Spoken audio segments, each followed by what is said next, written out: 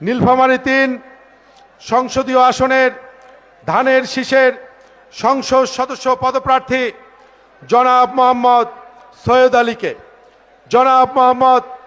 আলীকে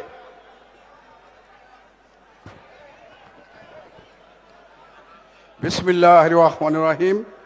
রংপুর মহানগর কর্তৃক আয়োজিত আজকের এই নির্বাচনী মহা সমাবেশের সম্মানিত সভাপতি, সম্মানিত প্রধান অতিথি জনাব তারেক রহমান, চেয়ারম্যান বাংলাদেশ জাতীয়তাবাদী দল, সকল পর্যায়ের নেতৃবৃন্দ, মঞ্চে উপবিষ্ট সংগ্রামী মহাসচিব জনাব ফখরুল ইসলাম আলমগীর ও রংপুর বিভাগের সাংগঠনিক সম্পাদক জনাব আসাদুল হাবিব দুলু ভাই ও শরিক দলের মনোনীত সংসদ সদস্য পদপ্রার্থী, অঙ্গ ও সহযোগী সংগঠনের নেতৃবৃন্দ, মঞ্চের সামনে উপবিষ্ট আমার প্রাণপ্রিয় সম্মানিত উপস্থিতি, সকলকে জানাই আমার নির্বাচনী আসন নীলফামারী ৩ জলঢাকার পক্ষ থেকে সালাম, আসসালামু আলাইকুম ও সনাতনী ভাইদের জানাই আদাব ও শুভেচ্ছা।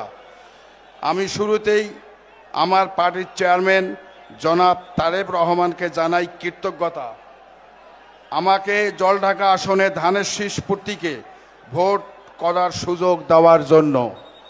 আমি সকলের কাছে দোয়া চাই যেন মহান আল্লাহ আমাকে কামিয়াব করে জনাব তারেক রহমানকে এই আসনটি উপহার দিতে পারি এবং আমার এলাকার সেবা করতে পারি।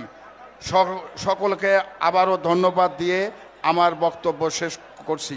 শহীদ জিয়া অমর হোক, খালেদা জিয়া অমর হোক।